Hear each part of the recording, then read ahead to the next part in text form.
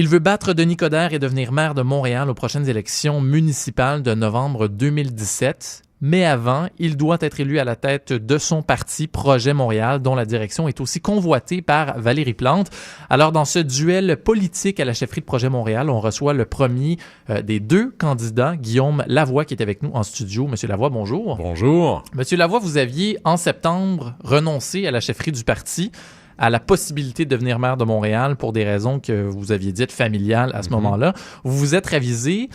Pourquoi? Qu'est-ce qui vous attire tant, la mairie de Montréal? Bien, d'abord, juste là-dessus, c'était vraiment des raisons familiales, puis je vous ferai pas la blague que mes enfants ont tellement grandi en 3 semaines, 1 mois que ça a changé. On a eu une grosse inquiétude touchant un enjeu de santé d'un membre de notre famille. Tous les plans ont été enlevés de la table immédiatement, et au fur et à mesure, les nouvelles se sont replacées. Et là, la fenêtre s'est réouverte. Il était très, très tard, d'ailleurs. Ça a été difficile dans la campagne, commencer si tard. Mais on le fait à vitesse grand V, puis on en est très, très content.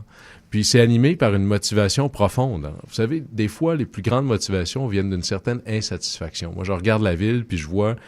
Denis Coderre aime beaucoup le baseball. Là, je vois les tours au bâton qu'on est en train de manquer à Montréal, les édifices patrimoniaux qu'on protège pas, les logements sociaux qu'on construit pas, la mobilité dans lequel on investit très peu ou très mal, le verdissement que l'on ne fait pas. Les changements climatiques, c'est probablement le plus grand défi de notre génération, puis très franchement, on manque des tours, on manque des opportunités à Montréal, puis je veux changer ça, puis je sais que c'est possible. Alors de là, votre candidature actuelle, pour ceux qui vous connaissent peut-être un peu moins, vous êtes vraiment un passionné d'histoire et de politique internationale notamment, ou encore américaine. Vous avez vécu un peu partout dans le monde, notamment comme observateur des élections pour le gouvernement canadien. Encore là, je ramène la question, qu'est-ce qui vous attire tant de la petite scène locale montréalaise municipale? Bien justement, c'est pas si petit que ça. D'abord, moi, oui, j'ai observé beaucoup d'élections à l'étranger. J'ai surtout vécu à l'étranger longtemps. J'ai travaillé pour le gouvernement canadien, pour l'Union européenne. J'ai vécu en Afrique du Sud. Ça m'a fait vivre dans un paquet de villes. Quand vous êtes à l'étranger, oui, j'ai été dans la brousse africaine, là, mais grosso modo, vous êtes dans des villes. J'ai vécu à Cape Town, à Barcelone, à Bruxelles, à Washington, et j'en passe. Et j'ai vu qu'est-ce qu'on peut faire, puis je vois vraiment le schisme avec Montréal. Là. On est en retard. Les autres avancent, ils courent, puis nous autres, on se demande si on va avancer. Alors, j'ai toujours eu cette passion pour les politiques publiques, pour le service public, puis à un moment donné, j'étais rendu à un point dans ma vie où je me dis, OK, j'ai la formation, j'ai l'expérience, j'ai les sous, parce que si vous voulez vous mettre riche dans le service public, oubliez ça. Puis je me dis, OK, je vais y aller. Et quand je suis entré à la ville, je savais que j'allais adorer ça, mais je me suis investi à fond pendant les 3 dernières années pour la comprendre. Pas juste dans les grandes choses, les contrats et autres, mais vous savez, nommez-moi une tâche de col bleu, là, je suis allé la faire ou sinon la suivre en miroir pendant au moins une journée pour comprendre les opérations de la ville et voir, parce qu'une ville se révolutionne pas du jour au lendemain. C'est important de savoir ça. Une ville, ça se change un petit peu tous les jours, d'où l'importance de la changer comme il faut, pour que dans l'addition de ces changements-là, après 5 ans, 10 ans, 20 ans, on ait véritablement transformé la ville. Alors, vous connaissez la chose politique, vous connaissez le terrain. Les attentes, évidemment, des Montréalais sont très, très élevées. Si je vous demande en 30 secondes, si je vous disais 3 engagements forts de votre campagne, on n'a pas le temps d'éplucher tout votre programme, là, mais ce serait quoi ces 3 choses-là? Bien, d'abord, la mobilité. Offrir à tous les Montréalais, de partir de votre point A au point B, une option plus rapide, plus simple, moins cher. On va intégrer l'ensemble des moyens de transport pour arrêter de gérer le transport comme une série de silos qui ne se parlent pas, puis véritablement une série de moyens de mobilité interconnectés. Ça, c'est la première chose. Deuxième chose, l'habitation. Pour moi, l'habitation, ça va de la maison de chambre au logement social, au logement abordable, au logement pour les familles. Et tout ça, là, ça en prend plus de tout. Ça, il va y en avoir, et notamment, ça passe par l'achat de terrain. On a un bijou à Montréal qui s'appelle la Société d'habitation et de développement de Montréal. Avec moi, ils vont avoir un mandat amplifié, ils vont avoir plus d'autonomie, puis leur mandat, ça va être acheter, construire, gérer pour avoir plus de coopératives d'habitation notamment. Puis troisièmement, puis ça, c'est pas vraiment un enjeu particulier, mais c'est vraiment une directive cardinale, là, quelque chose qui va toucher à tous les aspects de la gestion de la ville, qui est une grosse opération, là, c'est 5 milliards, 29 000 employés.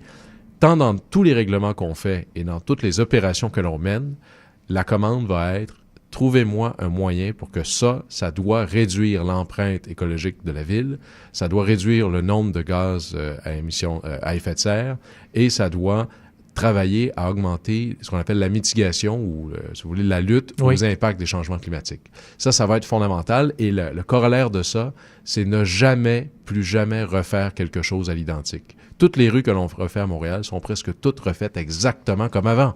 C'est pour ça que je dis, Denis Coderre, il fait juste réparer la ville d'hier. Moi, je veux vraiment construire la ville de demain.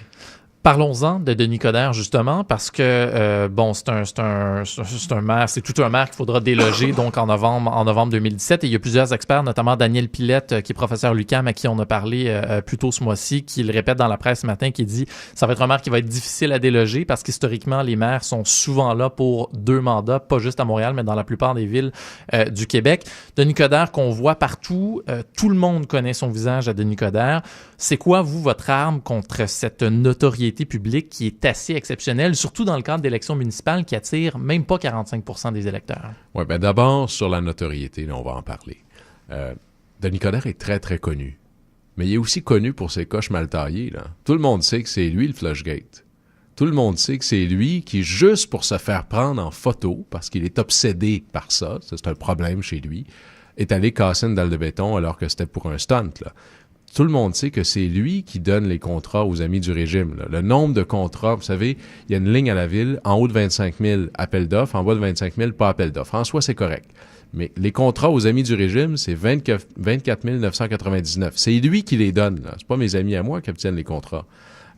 L'improvisation extraordinaire dans les dossiers. Hein. Les avocats de la ville et les scientifiques avaient dit le règlement anti-pitbull, c'est mal pensé, c'est nuisible à la ville, il l'a fait pareil pour faire les journaux.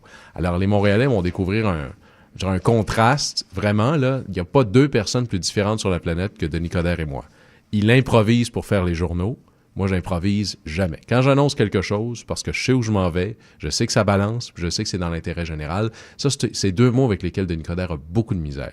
L'intérêt général. Et la grande proportion de Montréalais qui ne s'intéressent pas à la politique municipale, qui votent un peu aveuglément parce qu'ils ne se sentent pas interpellés par les enjeux de politique municipale, beaucoup d'entre eux votent pour des visages qu'ils connaissent. Comment vous allez faire pour vous faire connaître auprès de ces gens-là et leur montrer que vous avez quelque chose à prouver? Parce que ça reste en politique avec un grand P, un énorme défi pour les candidats qui sont moins connus. Ben d'abord, se faire connaître, évidemment, ça vient avec beaucoup la chaise que l'on occupe. Hein. Quand on devient chef de l'opposition officielle, on est beaucoup plus visible. Il faut être beaucoup dans les médias. D'ailleurs, j'annonce que c'est ce matin que ça commence. C'est à CIBL, là, mon opération de visibilité. Alors, je vous remercie d'y contribuer.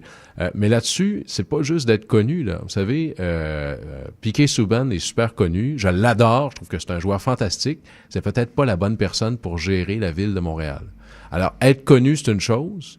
Être compétent pour gérer la ville dans l'intérêt général, c'en est une autre. Et on va expliquer cette différence-là, on va la montrer, et les gens vont découvrir un certain nombre de coches mal taillées de Denis Coderre qu'ils soupçonnaient peut-être pas. En terminant, Guillaume Lavoie, parlons de votre adversaire, Valérie Plante. C'est une course à 2 pour la chefferie de Projet Montréal. Faut rappeler, ça a été souligné dans les médias, là, vous rassemblez maintenant l'appui des 2 tiers à peu près de votre parti. 2 tiers du caucus, sans compter les gens de l'extérieur, là, par exemple des gens comme Karel Méran, Yannick Marcil, Jean-Patrick Toussaint, et j'en passe, là. Il y en a eu plusieurs, effectivement, et c'est souligné à gros traits. Et ça avait fait du bruit en octobre, mais il faut rappeler que le chef intérimaire de Projet Montréal, Luc Ferrandez, avait dit que même si vous étiez celui qui avait le plus de chances de déloger le maire actuel, il appuyait votre adversaire, Valérie Plante. Comment vous réagissez à ça, que votre propre chef intérimaire appuie votre adversaire? Bon, je suis pas surpris. Il avait dit qu'il restait neutre, mais il peut pas s'en empêcher. C'est correct, mais à la limite, il semble que le 2 tiers du caucus soit pas d'accord avec lui. Alors, c'est correct. Dans une course à la chefferie, vous savez, une élection en espagnol, ça veut dire choisir. Ben, c'est correct. Il a fait un choix. C'est son choix à lui. Mais c'est pas le choix de la majorité des membres du caucus, c'est pas le choix de la majorité des grands personnages de la société civile. Et mon pari, c'est que ce sera pas moi, je vais être le choix de la majorité des membres. Et pourquoi est-ce que Guillaume Lavoie serait un meilleur maire que Valérie Plante? Ben, je vais lui laisser à elle expliquer sa campagne. Moi, je peux rassembler en dehors de là où Projet Montréal est déjà très, très fort. Et c'est ça, il y a un jugement qu'il faut poser sur la dernière élection, là. Dernière élection, la majorité des Montréalais nous ont regardés puis ont choisi quelqu'un d'autre. Alors, il va falloir accepter que pour grandir, il va falloir aller chercher des gens qui n'ont pas voté pour nous la dernière fois. Et ça, c'est une différence marquée entre ma candidature et une autre. Moi, je passe pas de test de sang à l'entrée. Moi, d'où vous venez, ça m'intéresse moins, sauf sur les questions d'intégrité. D'où vous venez m'intéresse moins de où vous voulez aller. Alors, que vous ayez été avec un autre parti politique à la dernière élection, si vous vous êtes intéressé par le programme de Projet Montréal, par les valeurs de Projet Montréal, ce qu'on veut réaliser, le seul mot que j'ai à vous dire, c'est bienvenue. Et dans mon discours, ça va paraître aussi. Moi, je veux casser cette image d'anti-voiture, d'arrogance et ouvrir à une sensibilité. Tu peux pas dire à du monde de Pierrefonds, prenez donc le métro. C'est presque une insensibilité cruelle. On va changer ça. On va offrir des options de mobilité, variées dans les choix. Et se replier sur nous-mêmes, c'est pas la bonne solution. Je peux pas m'empêcher de vous la poser avant de vous laisser aller, mais justement, vous avez parlé de cette image anti-auto, anti-quartier. Tous les adjectifs sont sortis sur Projet Montréal, qui était le parti de Richard Bergeron, qui est maintenant depuis 2 ans le parti de Luc Ferrandez. Jamais entendu parler de ce gars-là. Oui, qui est maintenant passé à Équipe Coderre. C'est un boulet de traîner cette image-là de Projet Montréal qui est collé et tampé dans la tête de Moi, je suis de ceux qui considèrent que la perception, c'est la réalité. C'est injuste, c'est très dur, mais donc, c'est pas la faute des Montréalais s'ils pensent ça. C'est notre faute à nous qui avons mal expliqué notre programme. Puis il y a beaucoup de l'image d'un parti qui découle de l'image de son chef. Là-dessus, le départ de Richard Bergeron, c'est lui qui avait l'image anti-voiture, d'arrogance, hautaine. Ben, son départ nous permet énormément de possibilités. Puis moi, je veux incarner cette image d'ouverture. Puis j'ai pas inventé ça, là. Au premier discours, quand j'ai annoncé ma candidature, j'ai dit que je voulais que Projet Montréal soit une alternative à Denis Coderre large, accueillante, compétente, moderne et rassurante pour les Montréalais. C'est ça qu'on va faire.